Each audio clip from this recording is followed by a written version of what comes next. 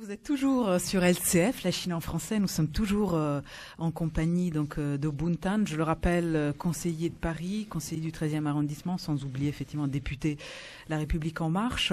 Donc on vient de parler de vos implications depuis déjà 2008, quand vous étiez adjoint au maire du 13e, à ce niveau-là. On peut parler peut-être un peu des temps forts cette année. Est-ce qu'il y a un événement particulier qui vous tient à cœur ou des choses même autour de la gastronomie? Bon, il se passe quand même pas mal de choses au niveau du Nouvel An, au niveau des festivités. Il y a des choses assez intéressantes cette année. Par exemple, cette année, nous allons célébrer en fait le centenaire de la fin de la guerre, de la Première Grande Guerre. Et il faut savoir qu'il y a une portion de l'histoire qui a été un peu oubliée, qui sont les 140 000 travailleurs chinois qui sont venus aider à l'effort de guerre en France. Et donc, nous avons déjà fait différents événements pour commémorer un petit peu, pour rendre hommage à ces gens-là. Et cette année, nous souhaitons faire quelque chose d'un peu plus important. Et notamment, il y a une projection également d'un documentaire qui est réalisé par Karim Faïd, qui est d'ailleurs, je ne sais plus quelle date, le oui, 20... il est dans le programme, j'ai vu, on le connaît bien parce qu'il est passé aussi dans nos studios, donc il est... C'est le 26. Oui, c'est ça, 26. Voilà. Ouais. Donc il y a une projection, un débat, et je suis en train de voir également avec différentes associations pour qu'on puisse faire une grosse commémoration à Noyelles-sur-Mer, là où il y a le cimetière aujourd'hui. Donc, je veux dire par là que hormis le côté festivité, c'est aussi un moyen de revenir aux racines, partager certaines choses et parler de choses un peu plus sérieuses que la fête, etc. Et je pense que ce sont des moments aussi importants. Évidemment, il faut regarder vers l'avenir, mais par exemple, ce genre d'événements permettent aussi aux jeunes de savoir que voilà, leurs ancêtres étaient venus en France à l'époque. Aidés pendant la Première Guerre mondiale. Dans quel contexte c'est-à-dire, beaucoup sont morts quand même pour la France. Absolument. On a eu, j'ai organisé une célébration il y a 2 ans de ça, je crois, ou 3 ans, je ne sais plus, où M. Le Drian, qui était ministre à l'époque de la Défense, était venu célébrer ça. Et il a reconnu l'apport de ces Chinois dans l'effort de guerre. Il a même dit, je crois, que peut-être que sans eux, la France aurait peut-être perdu la guerre. Donc voilà, et ce sont des choses comme ça assez importantes, intéressantes. Et ça, je dois dire que on le doit également à un professeur qui s'appelle Liv, qui enseigne aujourd'hui, je crois, à La Réunion. Et c'est lui, en fait, qui a déterré, entre guillemets, cette histoire, parce que c'était totalement oublié. Là, vous parlez de bout d'histoire, de Chine. On se posait la question avec Romaric sur vous, parce que vous n'êtes pas chinois d'origine, vous êtes cambodgien et vous êtes arrivé en fuyant les Khmers rouges en France. Comment vous êtes arrivé, disons, vraiment à la Chine? Alors, en fait, je suis né au Cambodge, mais de culture chinoise. C'est-à-dire que mes parents sont chinois, mes grands-parents sont chinois. Mais en revanche, je suis bien né au Cambodge et j'ai passé mes premières années au Cambodge. Et en effet, je suis arrivé en France en 1975, suite aux événements qu'il y a eu au Cambodge, notamment l'arrivée des Khmers rouges, Pol Pot. À ce titre, je vais vous dire qu'après-demain, le 14, nous faisons une projection au niveau de l'Assemblée sur un documentaire qui va être diffusé le 20, je crois, 20 février, sur France 2, qui s'appelle l'île de Lumière. D'accord. L'île de Lumière, c'est ce bateau que Bernard Kouchner et quelques amis, médecins, etc., ont affrété pour aller secourir les naufragés en mer de Chine. C'est une épopée qui est incroyable et surtout, ils ont réussi à sauver des milliers de personnes. Sauvés de la noyade de certains, et puis surtout guéris d'autres qui étaient sur l'île de Pouloubidong. Et ça aussi, c'est quelque chose, je pense, qui est important, surtout en ce moment où nous avons souvent ce débat sur l'immigration, etc. Rappeler que la France a été très généreuse, a toujours été, et continuera, je pense, à l'être. Et là, ce ne sont pas des promesses ou autres. On retourne en arrière, on voit, on constate. La France a vraiment sauvé beaucoup de gens et surtout permis à beaucoup de gens de pouvoir s'intégrer et de refaire leur vie. Là, c'est en effet un peu le sujet en ce moment. Accueillir des migrants, c'est pas seulement l'histoire de 15 jours. C'est vraiment un travail de longue haleine. C'est tout le débat du moment.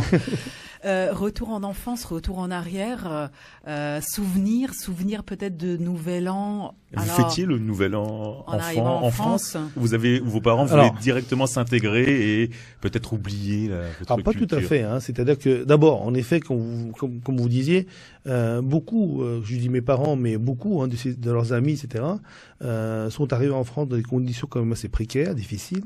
Leur préoccupation de tous les jours, c'était pas se fêter Nouvel An, mais surtout de trouver à manger pour eux, pour leurs enfants, etc. Et je dirais que c'est dans la fin des années 80, milieu des années 80, qu'ils se sont mis plusieurs associations, mon père, des amis, d'autres associations, pour dire on va essayer peut-être de recréer un petit événement pour se retrouver, pour marquer un peu le coup. Mais c'était vraiment des petites choses, c'était du bricolage à l'époque. C'est quoi, c'est les années 80 où on commence à Paris je dirais 86, 89 par là. D'accord. Dans ces eaux-là. Et à l'époque, le défilé, c'était vraiment quelques dizaines de personnes qui se réunissaient. Vous vous en souvenez? J'ai des vagues souvenirs. C'était pas quelque chose de très précis, mais je revois en fait les fois où mon père m'emmenait dans les associations, etc. Parce que la veille, il y a souvent les gens vont dans les temples. Prendre le feu pour l'année, etc. Et on allait prier, brûler de l'encens. Vous dites prendre le feu pour l'année, c'est-à-dire... Oui, l'idée en fait c'était que on allait dans les temples, donc prendre le feu du temple, le ramener chez soi, et ce feu en fait on le faisait vivre, pour le préserver en fait toute l'année. Voilà, c'était en fait un peu le premier feu qu'on ramenait à la maison. Et souvent, donc encore aujourd'hui. C'est un bonheur en fait. C'est quoi? Oui, alors. La vie. C'est vraiment le renouveau pour l'année. Je suis pas très très fort là-dessus. Je connais pas tous les détails, mais en tout cas, c'est une tradition qu'on perpétrait.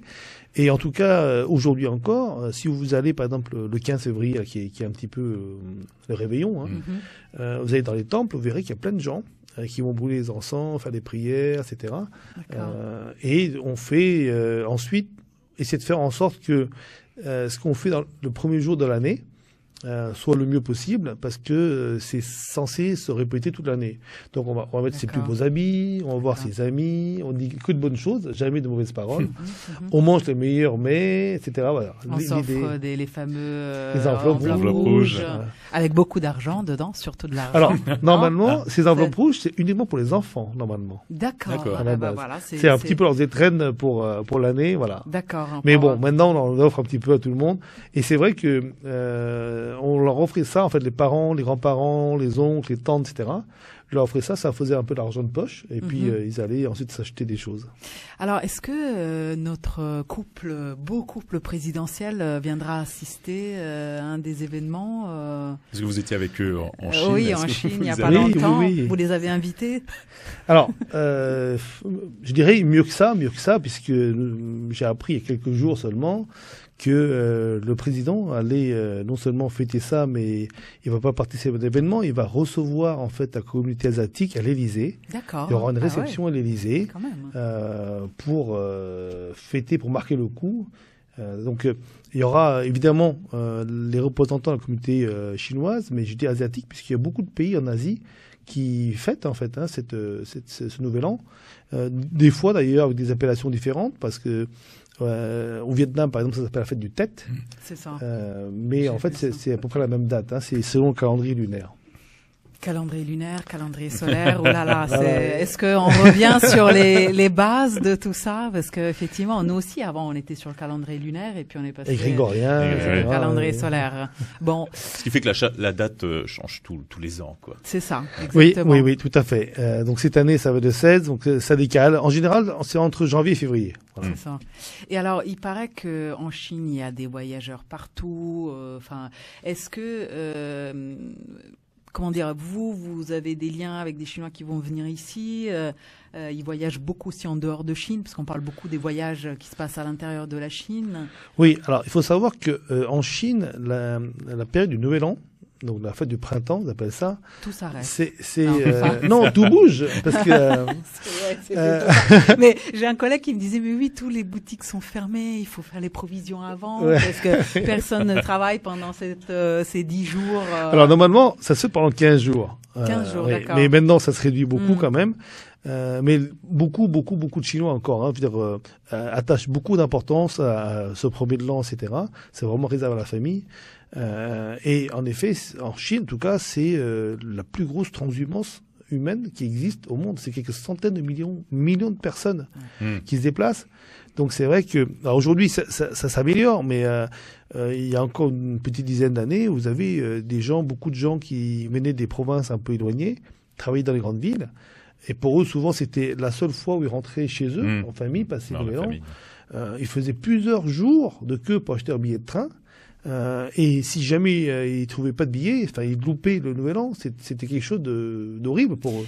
Il paraît même, Romaric, qu'on loue des petites copines quand on est célibataire pour. Il y a un message pour moi. Quand on va voir. Non, mais bref, c'est quelque chose qui m'avait marqué parce que bon, on a parlé aussi d'us et coutumes amoureux en Chine et donc ça m'avait marqué cette histoire que ils louent des petites copines ou des petits copains, j'imagine à l'inverse, pour montrer à la famille qu'on est en bonne voie et que l'année va bien commencer. Exactement. Oui. C'est quand même. J'ai l'impression que c'est symboliquement un moment vraiment très très fort dans la culture chinoise. C'est très important. C'est la fête aussi la plus fêtée au monde, de loin. Que je dis, il y a les Chinois, ils sont déjà nombreux, mais il y a également beaucoup de gens d'autres pays qui fêtent ça.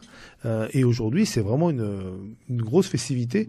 Il faut aussi peut-être le voir avec un peu de recul, c'est-à-dire que en Chine, les gens n'ont pas beaucoup de vacances. Donc quelques périodes de vacances et le Nouvel An chinois, c'est une période importante où ils ont beaucoup de jours de vacances. Alors, beaucoup, tout est relatif. Mais c'est là aussi donc ils profitent vraiment pour aller voir les familles qui sont un peu éloignées parfois, voyager, faire des voyages un peu éloignés. Et donc en effet, beaucoup d'avions sont pleins, les trains aussi, les hôtels aussi à ces périodes-là.